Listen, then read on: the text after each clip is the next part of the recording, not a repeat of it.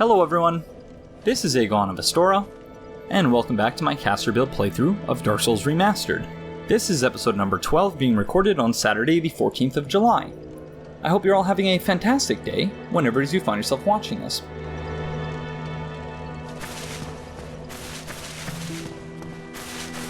So we have a fair bit of dialogue to catch up on at Firelink Shrine, and we will do that soon. But for now, we're just going to talk to one person. If you can even dignify this person by describing them as a person. Your Highness, where have you gone? I am entirely to blame for this. Oh, woe is me. I am unworthy, deathly so. Are there any consequences in terms of the quest? Like Rhea and everyone for killing him? Because I really don't see any reason why we should be leaving him alive. No consequences? Okay. Other than the sin that will presumably accumulate? Oh yeah, that's right. Should we murder him after Rhea's already back at the Undead Parish though? Yeah, okay, yeah. Okay, so we'll murder him later.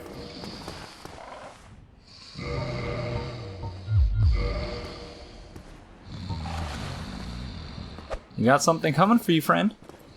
Not friend? Yeah,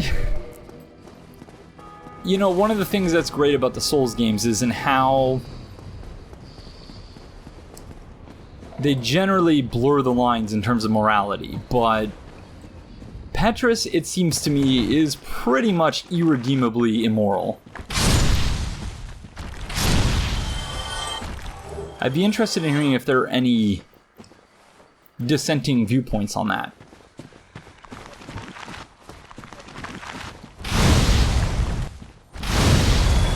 A story I often tell when going through this graveyard or thinking about this graveyard,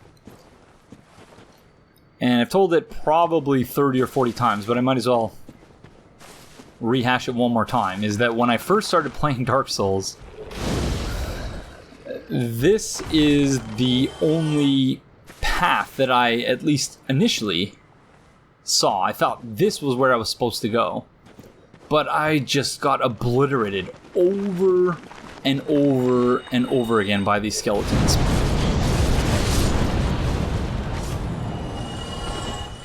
And I was about to say it feels good to return the favor, but it almost happened again.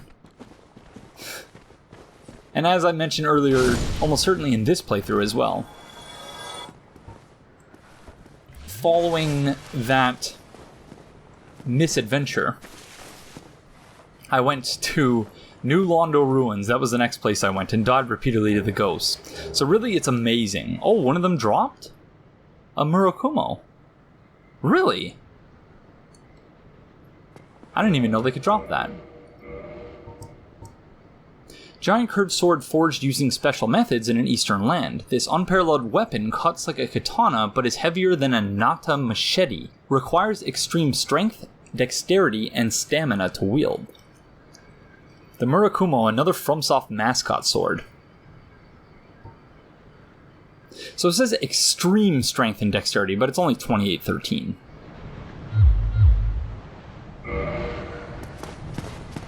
So yeah, so this graveyard is obviously not nearly...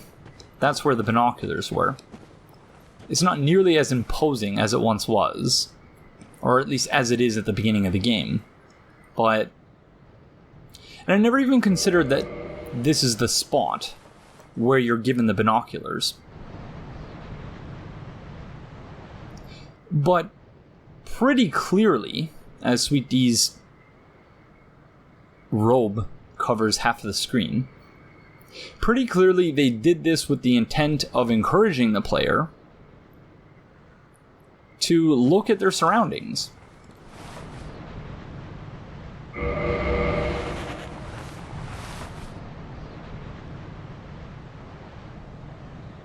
But this isn't the Undead Burg.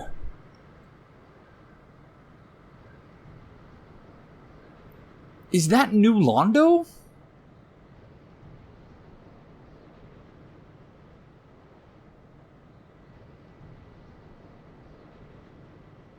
Because honestly, I've never looked down here. It's just a place we never go. New Londo is directly beneath us. But it's still protected by these walls here.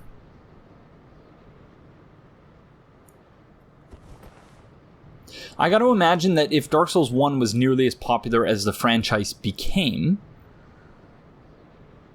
by the time Dark Souls 3 came out,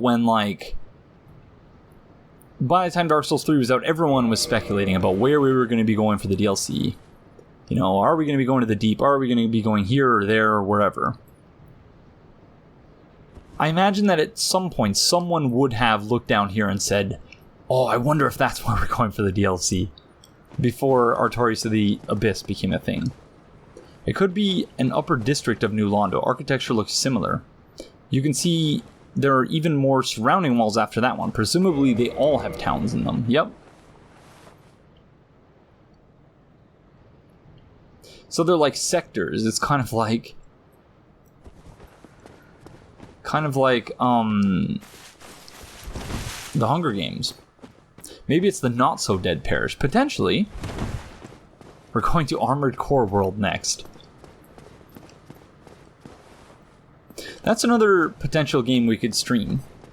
Once we're done this playthrough and done, like, the Dark Souls 3 SL1 playthrough. Is we could play some other FromSoft games. I know that would make Theomany happy.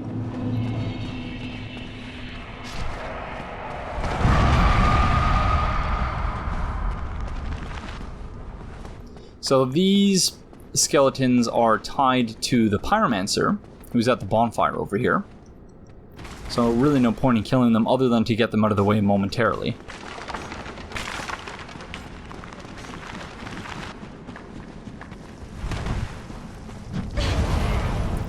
So who can play at that game, friend? Messing with Sweet D here. Do need to keep Theomany happy, yep. Cities further inside the walls are wealthier. Yeah, I would imagine so.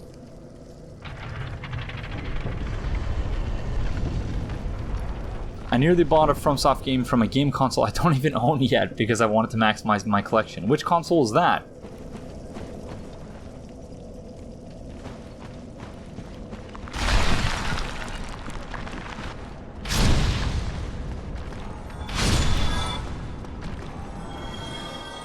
So for those who aren't aware, and I'm pretty sure everyone is at this point, after you kill the Pyromancer, they die. And if the enemies are continually respawning and you're not earning souls after killing them, that generally means that there's still a Pyromancer alive somewhere to whom those enemies are tied. So actually, yeah, we should take our own advice here and just ignore these skellies for 1 second. Dark Spirit Invader has invaded.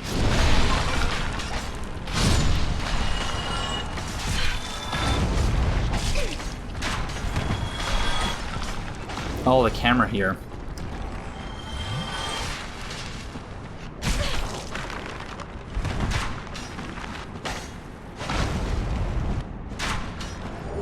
Ooh, Skull Lantern. So we got our light source. Hello.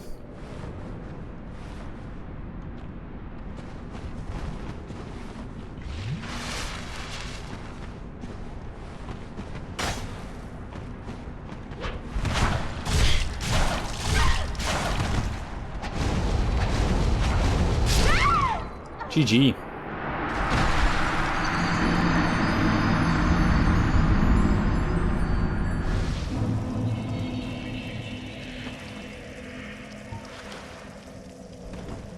Hello, Sinclair Lore. I hope you're doing well, friend. We were talking earlier, in preparation for recording this episode, and in sort of mapping out the things that we're going to be doing. One of the things I have on my list is I wanted to demonstrate the stuff that I was talking about on your podcast when we were talking about Leeroy. And I wanted to demonstrate how... Oh wait, we already killed the Pyromancer for those skellies there. I wanted to demonstrate the fact that when you summon him, he just sort of runs in like Leeroy Jenkins. So it's consistent, I think, with the suggestion that, yeah, they are actually...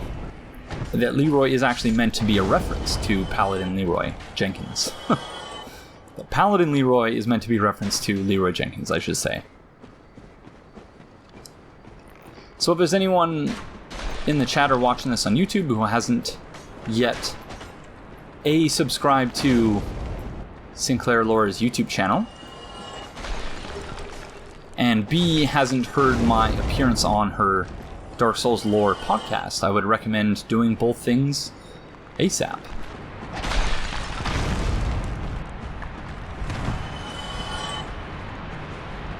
Okay, we're gonna go take out the next Pyromancer.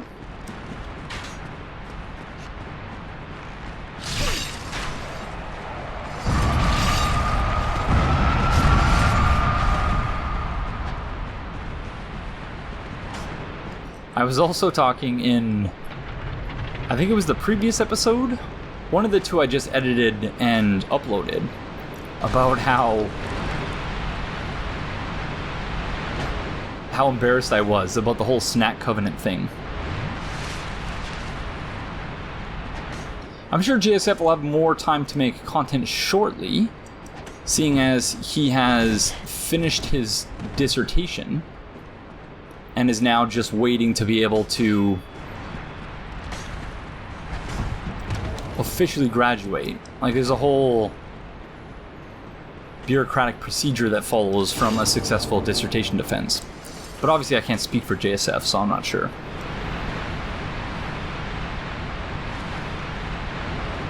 Oh, silly skeletons!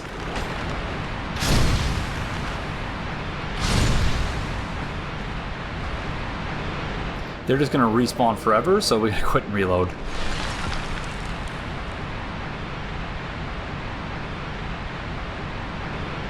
That's a good point, Theomany.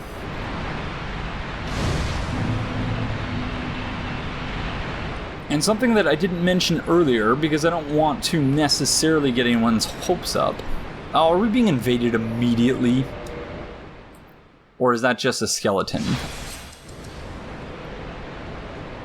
So Theomany noted that in New Game Plus, there are tons of Black Phantom skellies here. And on the end of the episode list I sort of put together, in trying to figure out how long the series is going to go for, the last one I put is New Game Plus Gravelord. So I'm not sure how we're going to manage that, but I do want to stream and make, not like the finale will obviously be the episode in which we fight Gwyn, but I think it would be really interesting to also play through while Gravelord, because that's not really something I ever got to experience in Dark Souls 1 because it was so broken in that game. Oh, it's the same person again. Let me see if Patches is up here. He is not.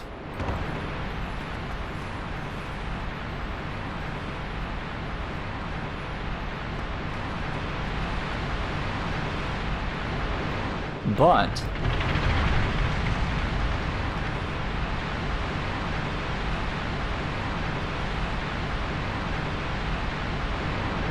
oh, please. Please, friend. Oh, no, they're going to be coming out the upper bridge.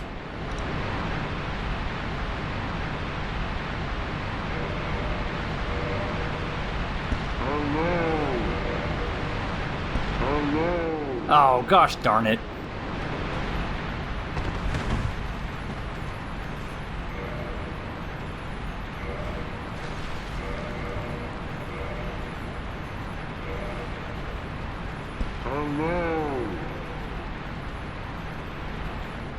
Unless they're trying to lay a trap for us. I somehow dealt that, Sinclair, just given our record up to this point. Is pretty atrocious. Where are you going, friend? Okay. No, I've been getting my ass handed to me.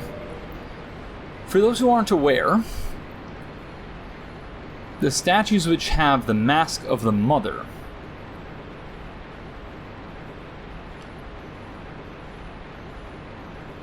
and also the Mask of the Child?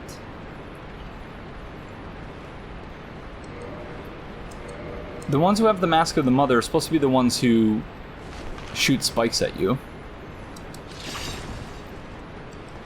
But they come out of the Mask of the Child. Is that the child's mask? I don't know. What do I use to record Twitch? I use OBS. Open Broadcaster Software. OBS Studio, to be more precise. It's because children are evil and will kill you if you show them weakness. I was thinking that, like, it was some sort of strange Oedipal thing. Or that, you know, there's someone who has mother issues or something.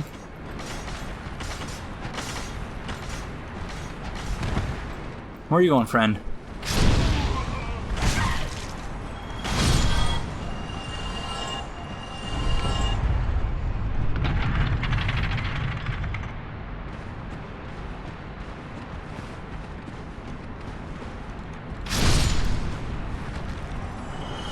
Now that we're at the point in the game where we actually have... So we could go down there, but we won't be able to access the new bonfire because of the invader, unfortunately. But I am quite enjoying this now that we're at the point in the playthrough where we actually have some decent spells. Our stats aren't too... Oh, there they are. How pleasant.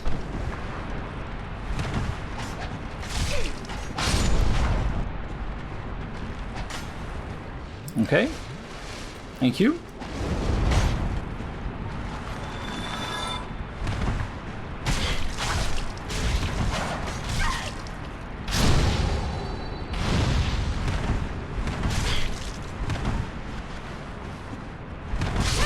Oh, gosh darn it.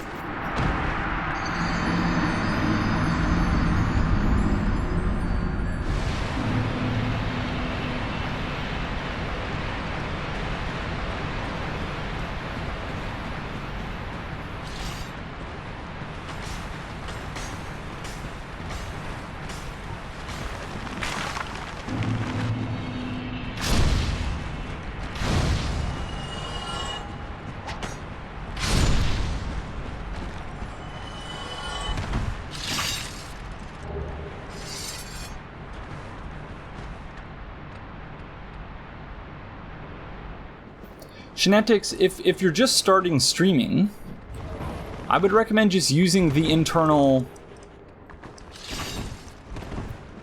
the streaming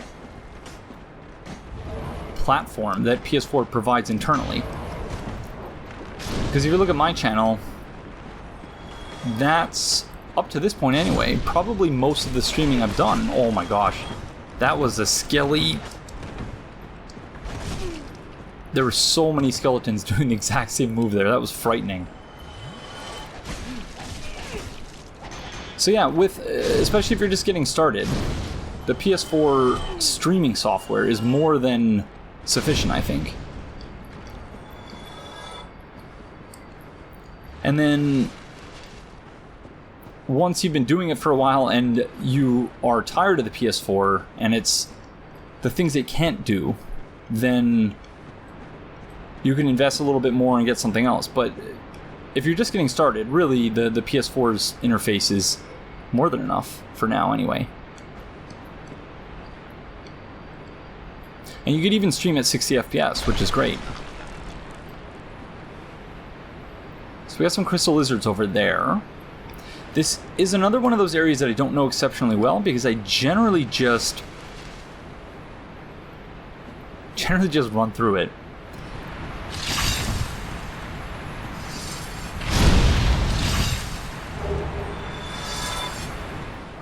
We don't really need the upgrade materials, but let's get that other crystal lizard anyway. Nice try, getting away.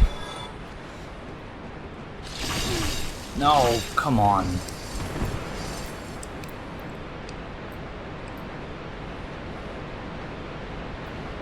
Catacombs with 0 poise is, yeah. It's not the greatest. I don't think we have the wolf ring yet, though. No, we don't. Because we've yet to do Dark Root. At least the part of Dark Root that ends with the Moonlight Butterfly.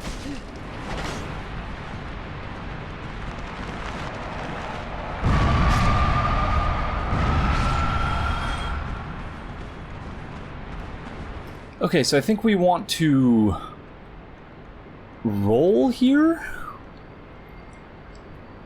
Or do we want to jump? I can't remember.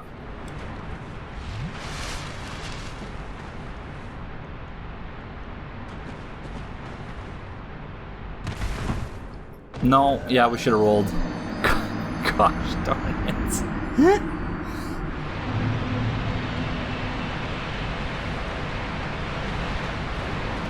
That was pathetic.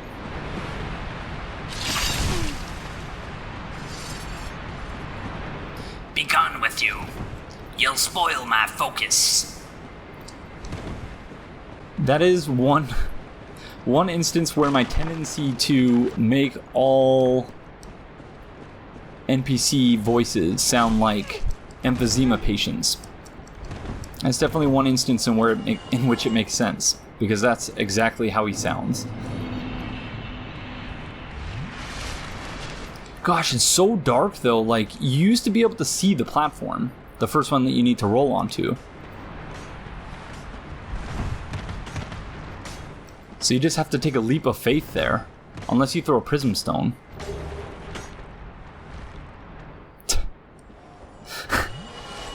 No, that... I would love to give credit to I Help Anytime once more, but yeah, that was... There is a giant skeleton blacksmith in the room with me at the moment.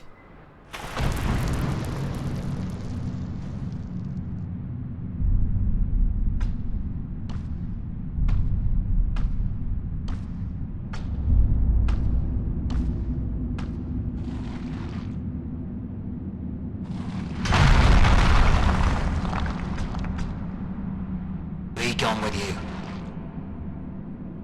You'll spoil my focus.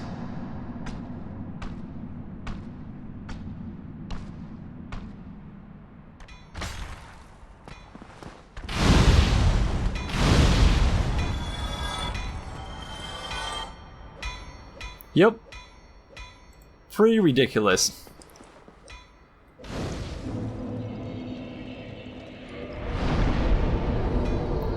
And earlier, I think it was when we were fighting the dual Sanctuary Guardians, we were talking about how some people... Thank you for the Estus, Random Chosen Undead. We were talking about how some people were very disappointed with Dark Souls Remastered. And I noted that, at bare minimum, what it needed to do was to allow you to play Dark Souls 1 in 60 FPS. That's the primary thing, which it did. And I said that beyond allowing you to play at a more or less constant 60 FPS, that it needed to make a few quality of life improvements.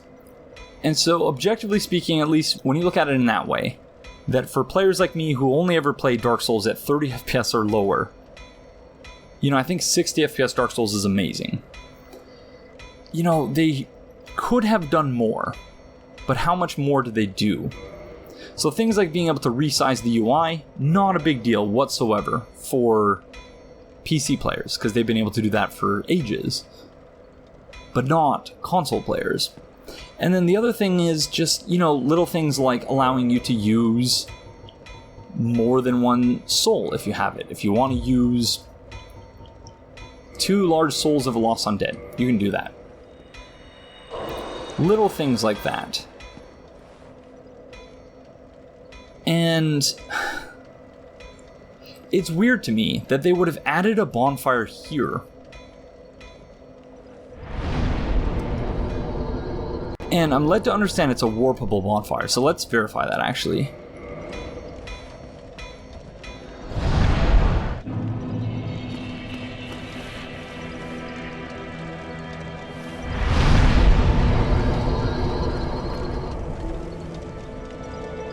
Wait, we just screwed ourselves, didn't we?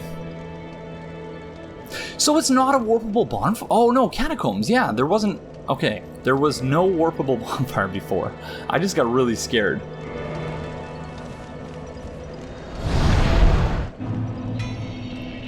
I just got really scared there for a second, but...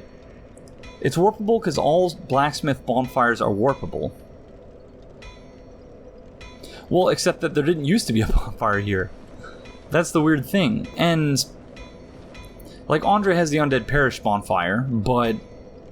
The giant blacksmith, you still have to go a fair distance to get to him. So it is weird that, like... Why... Like, I understand wanting to give people who are going down the Chaos and the Fire upgrade path. I understand wanting to give them, you know, easier access to this blacksmith who otherwise just basically goes unused. But it's strange. Because they made a warpable bonfire in the Catacombs where there wasn't one before, so that's a good change. But again... Why stop there? Why not add other bonfires where maybe there should be some...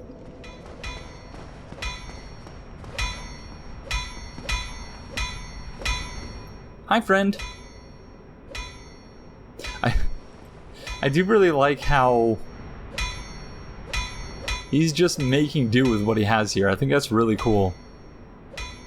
He's not also working on an S-Stock, is he? What is he even working on? It looks like it's either a metal paddle or some part of his forge that I don't really know enough about blacksmithing to say what it is. What's that then? Need some smithing? Then produce me some wares. I'm here to smith, not to chit-chat. Notice how he won't make eye contact with Sweet D? I've told you, I'm here for the trade, not for the talk. Enough with your presence. It disturbs me. Well, you are a persistent one, are you not? But I'm afraid I'm a mere blacksmith. It's just me and my trade. I would be of no help to a righteous warrior such as yourself. Aww. You called us righteous. I've told you I have nothing to discuss. If I have anything to offer, it's my smithing and nothing more. I'd be of more help with that ember from New Londo, of course. It's a shame the whole place was flooded. Interesting. I've told you I have nothing. If I have anything to offer, speaking honestly, I must say that I'm at my very limit. There's no more work to be done. Unless I had the flame of that legendary witch. But that would require a visit to Lost Izalith. Impossible. I've told you I have nothing to discuss. If I have anything to offer, it's my speaking honestly. So he's talking about the Chaos Ember. But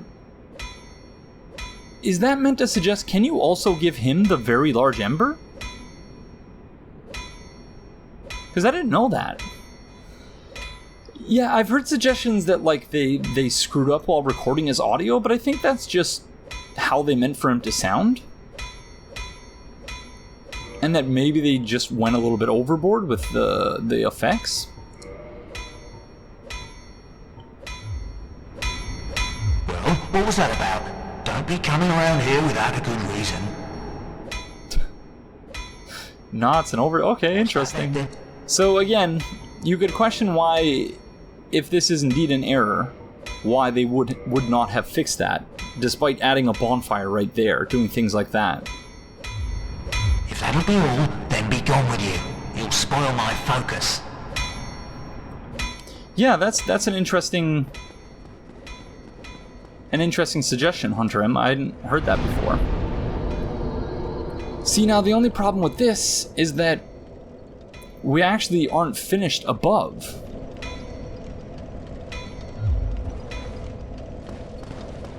So...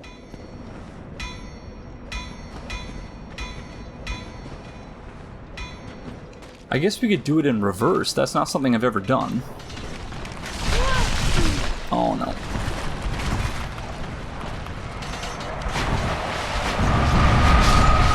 Thank you, exploding skull thing.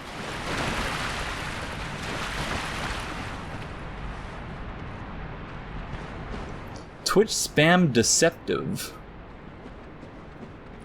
So the question is seemingly whether or not posting a short video to one's own YouTube channel to notify others that they're streaming on Twitch, a practice that has been going on for a very, very long time. The question then becomes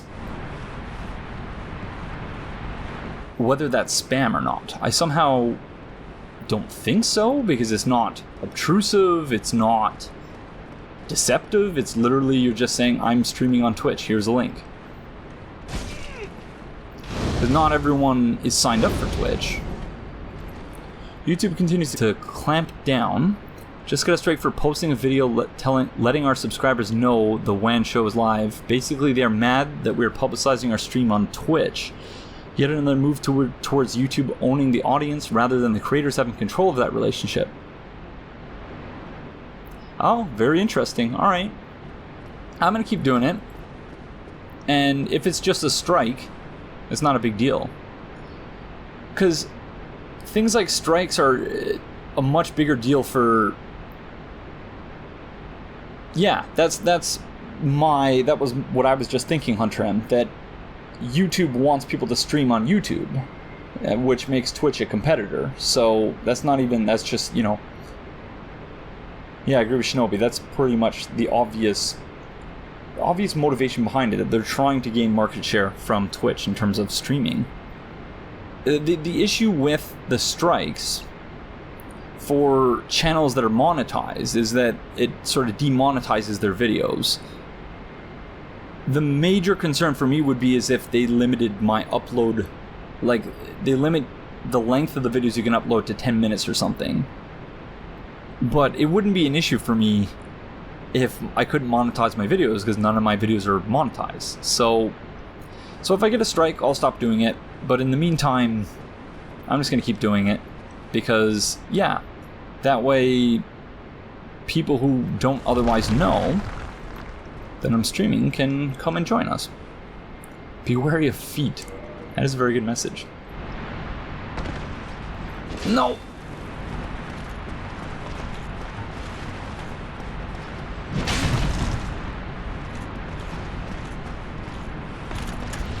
Ooh.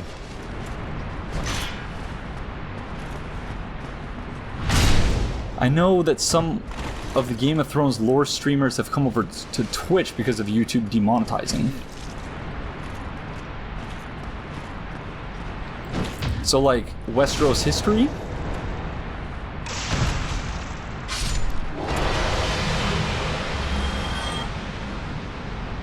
Just saying Aegon has a YouTube icon on his Twitch and you don't see Twitch killing his channel. Well, and that's the other thing too, right? Is that audiences go between both, but most people prefer streaming on Twitch, so if YouTube wants people to stream on YouTube, they should do more to make it a better experience for people. Whatchamacallit, I post a notification on Twitter generally like 20 minutes before I start. Oh, Secrets of the Citadel as well? I really do enjoy Secrets of the Citadel.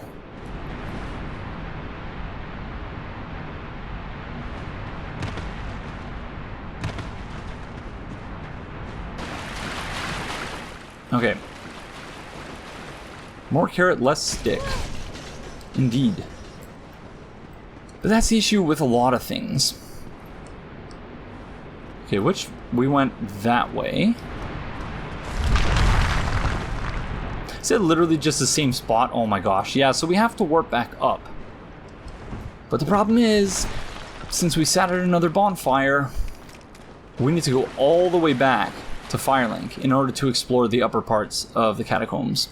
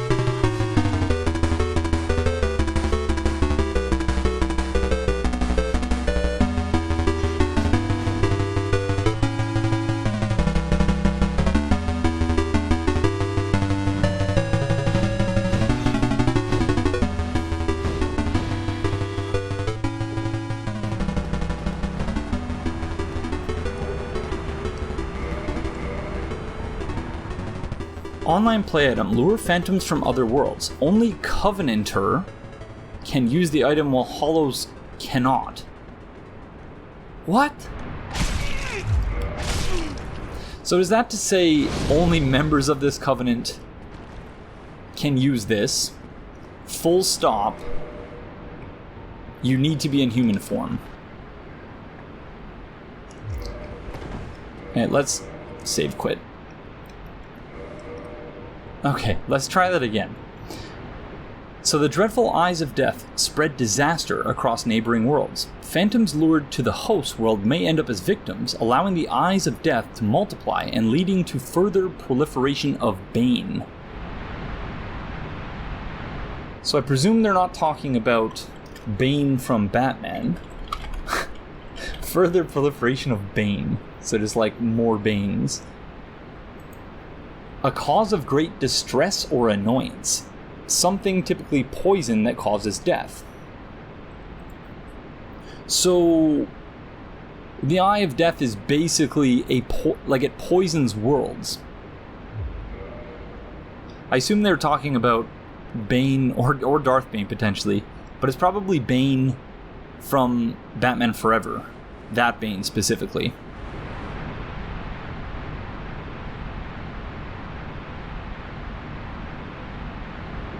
Sweet D's just having a rest for a minute.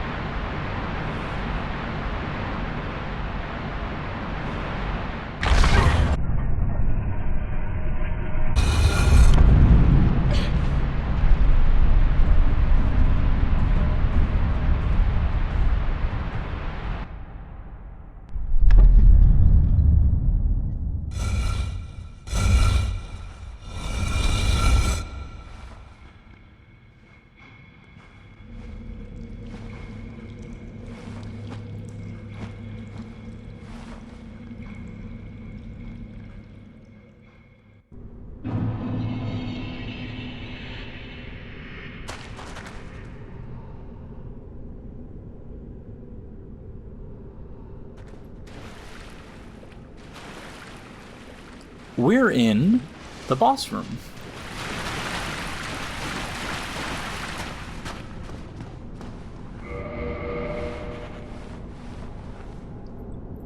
And there's Gravelord Nito, having himself, itself, herself, a little nap. I think this is an instance where the pronoun they is probably most appropriate, given the fact that, is it just that Nito, like, are they like breastfeeding in a way, the skeletons? If you imagine a cat or a dog who just gave birth to a litter of kittens or puppies, these 3 skeletons that are doing a little jig here, it looks almost like they're breastfeeding, but like by sticking their entire upper the entire upper half into Nito's like chest. Or is that just the physics going bonkers? Not sure. But then after you kill Gravelord Nito, a bonfire spawns here. But does that mean you're breaking your covenant by killing Nito? How does that work? Oh, interesting, Sam Samuel, thank you. Yeah, that's not something I've ever tried. So, the reason we're not joining the Gravelord Covenant is the fact that we are currently a Chaos Servant +2, which is lore consistent because Sweet D is of course a daughter of Chaos. And this will allow us to save Solaire. Because in my previous playthrough I did not save Solaire. And the mere suggestion that I wouldn't save him this time was enough to make everyone in the chat upset in an earlier episode. So we're gonna... I just wanted to come check this out. So that's pretty... I enjoy that. Close range battle. So this is the spot, yeah, right there, where we're gonna enter the boss fight a little bit later.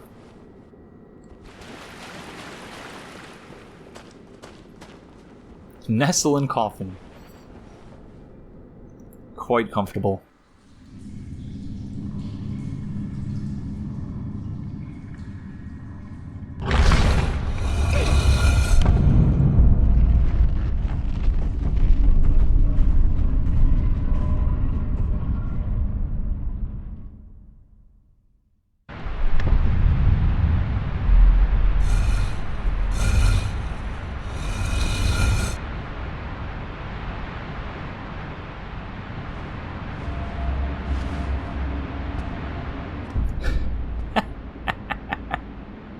She looks totally nonplussed by the whole thing.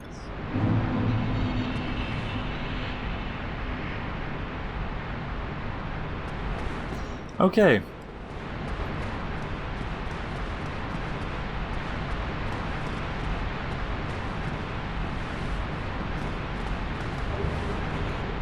Yeah, again, this is one of those areas that I generally, in my history of playing Dark Souls 1, I generally have run through.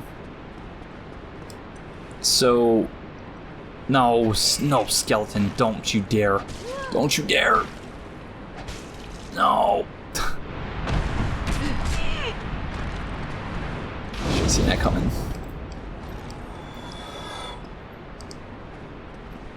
Be wary of feet. Oh, so we're back here again. Oh, gosh. So we shouldn't go down, we need to go back up. I do look forward to New Game Plus and the opportunity to finally play through Dark Souls, at least to a certain degree, with the Black Phantoms and whatnot that come along with being Gravelorded, to have that active.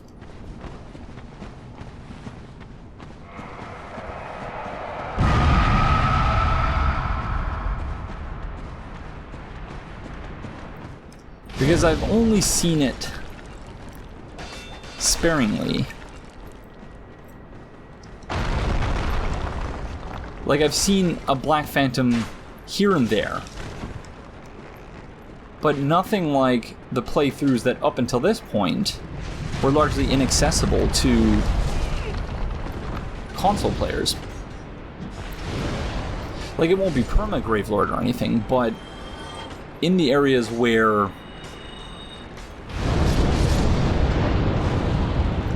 well, that was quite handy. Although they're just gonna keep respawning, but in the areas where multiplayer is possible, I think it's pretty safe to say that in New Game Plus and onward, it's gonna be non-stop being Gravelorded, which I think is awesome. I'm very much looking forward to that. There you are. Hello. No, stop it. Another Skull Lantern? Yup. Wow. We have 2 Skull Lanterns. That doesn't always happen. Or at least it doesn't often happen.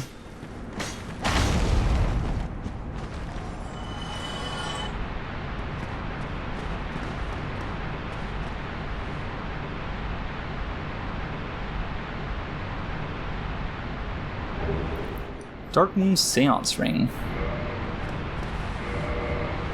And this right here,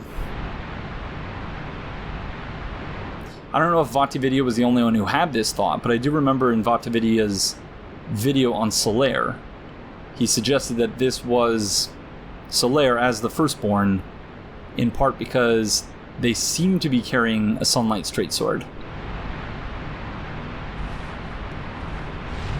Obviously, thanks to Dark Souls 3, or at least according to Dark Souls 3, we know that to no longer think that that's the case.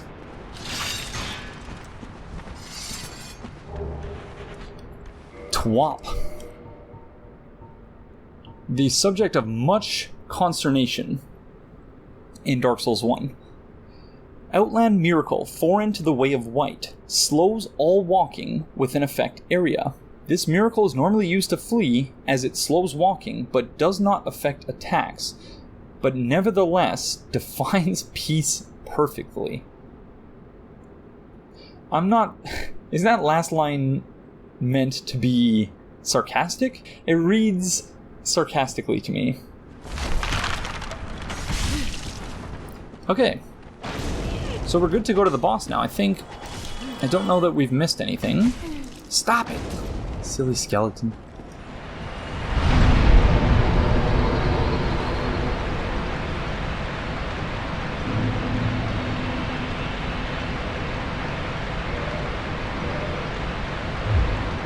And it does note that kindling the bonfire further requires the secret rite, and so we are about to go and acquire that secret rite. Of note here, and I glossed over this because we had an invader in the world, is that if you come down here sooner, I think the Lord Vessel might be the trigger.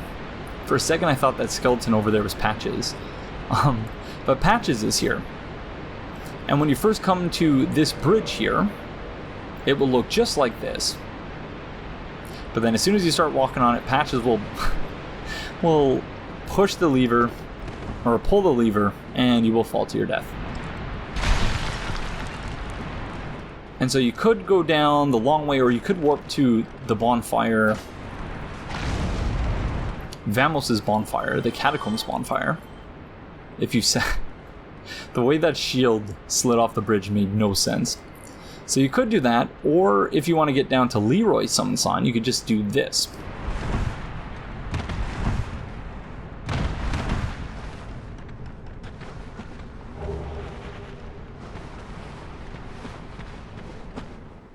So, on Sinclair Lore's podcast, she asked me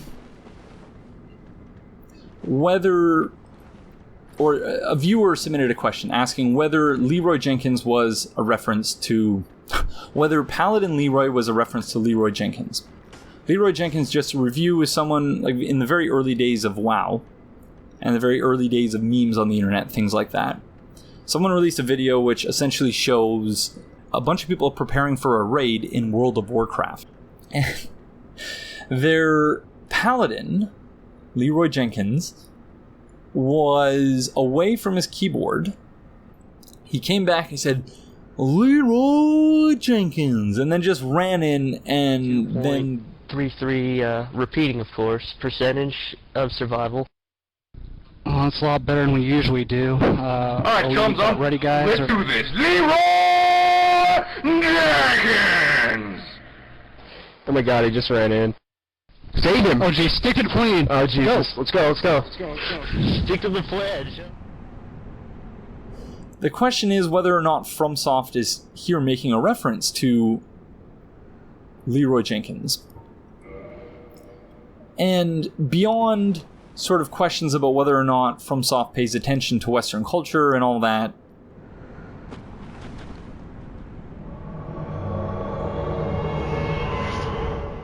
I think the context in which you can summon Paladin Leeroy, who has... I don't think that's an exceptionally Dark Souls-esque name. But if you do this correctly, which... you need to go right on the edge, and then when Leeroy jumps down, he's going to just boop off of our head. Or just do that. And then he goes into full-on Leeroy Jenkins mode. Leeroy Jenkins, not waiting for my summon. He just runs off.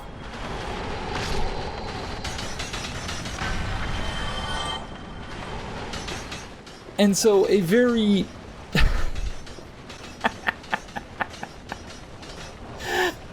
so it wouldn't be unfair to suggest that the reason he's doing this is just that this is a one-way drop. There's no way for Leeroy to get back to us. Except for him to go all the way up to the top and then drop down again. But I don't think that's what his pathing is doing. But I think it is trying to figure out how to get back up here. So that it can be, so that the Phantom can be with the person who summoned them. But the fact that FromSoft put him in a situation where it was possible to make him do the Leeroy Jenkins thing, yeah, that, I think, is a point in favor of the suggestion that is indeed a reference to the Leeroy Jenkins meme.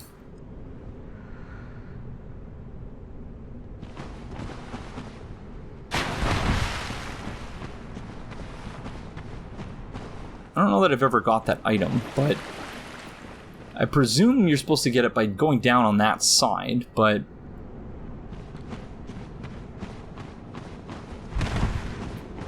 yeah, I guess that's it for Leeroy Jenkins. Or Paladin Leeroy, I guess, again, they are probably one and the same, because now that we're down here, you would think that his pathing would trigger... that he would start coming back towards us. I don't want to live in a world where it wasn't intentional. I have to imagine that it was. I can't imagine. Like, it's just too good to be true. So, I don't know where Leeroy is, but we might as well send him home. 0 multiplayer victories, because he always... he always runs off.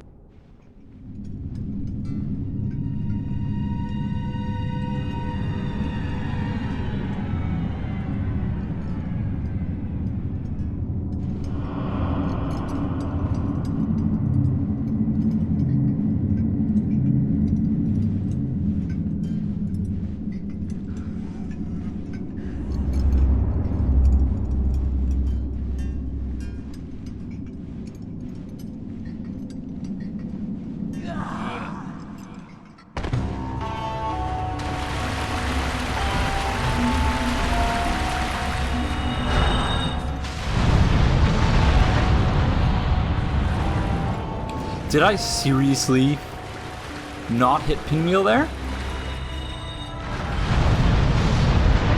Oh my gosh, that's terrible.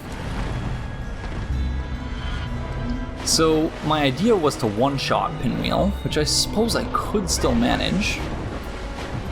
But I don't know which one it is now.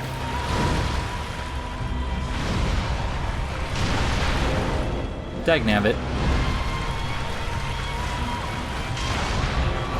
So much for that plan. It's you, isn't it? Yes.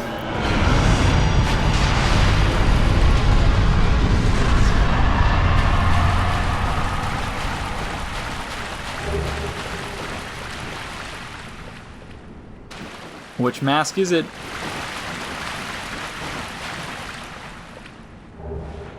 Mask of the Child.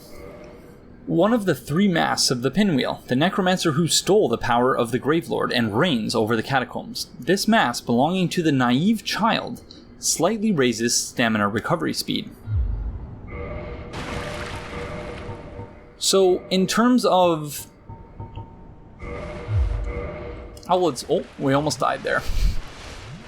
In terms of the reference being made with Pinwheel, I'll give another shout out to Sinclair Lore and JSF because I don't know, I don't have any information on, or really any knowledge about the Eastern cultural references in the Dark Souls games. So I rely on the likes of JSF and Candidate and Theomany to enlighten me on such things. Pinwheel is one such cultural reference. And it's too late in the day, too late in the stream for me to remember any of the details of that. So I would recommend that people check out, and I'll leave a link in the video description to this episode, to check out JSF and Sinclair's Dark Souls Lore podcast where they talk about Pinwheel.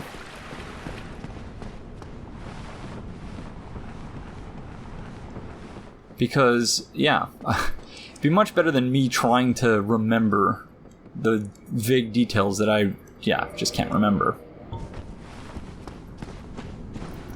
So, if we go this way, there's an item over here, I believe. Shortcut ahead. They call it a shortcut, but it's not really a shortcut. It's a way of getting out of the boss room and going back, because it's a one-way drop otherwise. And it's just a soul item. So, if you go here, then you're outside the boss room again. So it's more of a backtracking. If the person doesn't have a homeward bone, even though you get one after defeating the boss, if somehow you drop your homeward bone, and you needed to get out of there, you would use that path. Okay, here goes nothing. Like, thankfully, we got not 1, but 2 skull lanterns.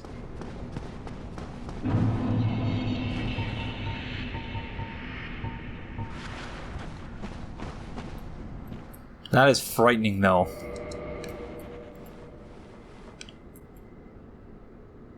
Just seeing that in the distance.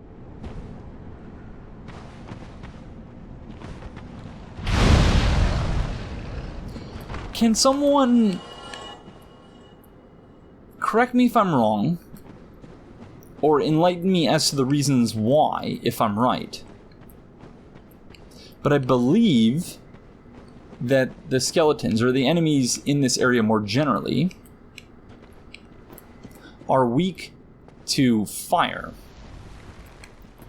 If I'm correct about that, can someone please explain to me why?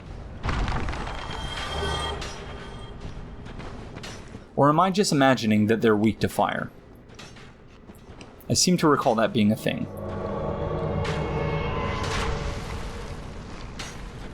No, come on. Gosh darn it.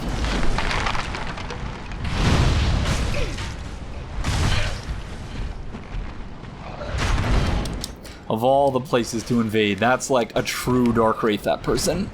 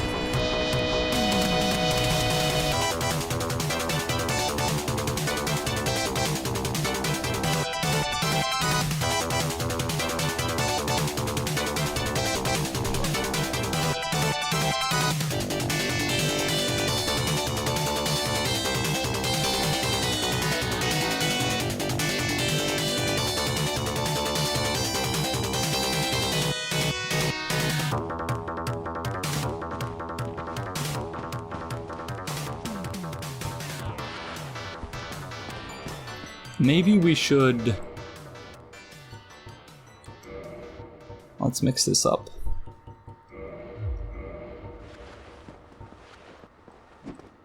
Oh, I forgot. You can't use it in your right hand.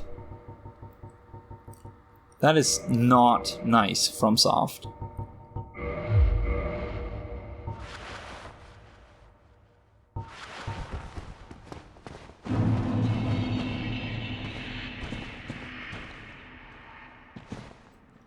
I've heard it suggested, because this looks very much like a spot where a bonfire once was, that this is where Patches set up camp.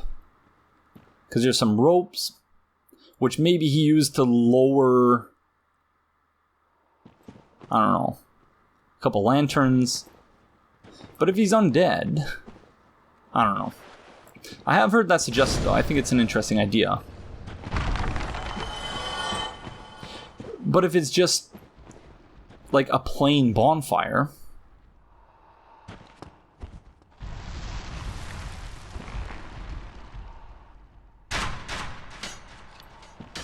because he's clearly undead, Patches. At least I think he is.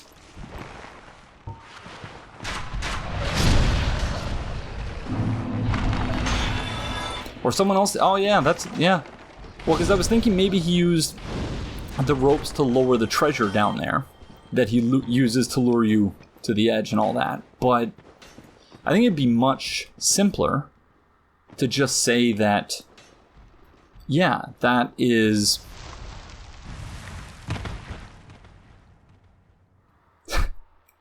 Speak of the devil. And the devil appears. Wow, it really is darker in here than it was in the base game. Or the original release of the game. So yeah, so that would make sense if it's just someone else's bonfire, like maybe Rhea and that whole crew. Because would it be that easy to put the bonfire out just to kick the coiled sword out of it? Not sure. But it has been a long stream. And this has presumably been a long episode, though I haven't edited it yet, so I can't say for sure. So, we're going to call it there. Thank you all very, very much for joining us, and we will see you in the next one. Bye-bye.